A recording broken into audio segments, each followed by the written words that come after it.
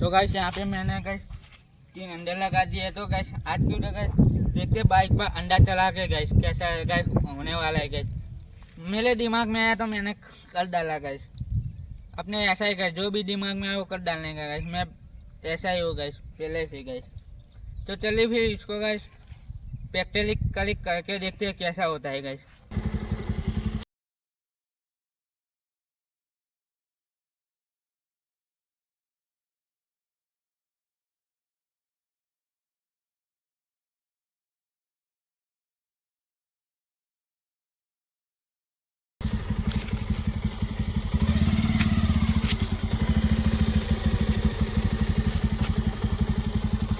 फिर खत्म पैसा आ जाऊँ।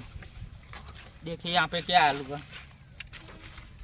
तो गाइस आपको ये वीडियो पसंद आए तो वीडियो को लाइक जरूर करना, चैनल पर जरूर सब्सक्राइब करना। चलिए फिर मिलते हैं अगली वीडियो में। तो गाइस यह बहुत ज़्यादा लंबी वीडियो नहीं है गाइस, 5-6 मिनट की भी नहीं होगी गाइस, कम 5 मिनट के गाइस कम से कम होगी। तो गाइस वीडियो को पूरी देखना हो, वैसे आपने अभी तक देख रहे तो गाइस वीडियो को लाइक जरूर करना, चैनल पर जरूर सब्सक्राइब कर।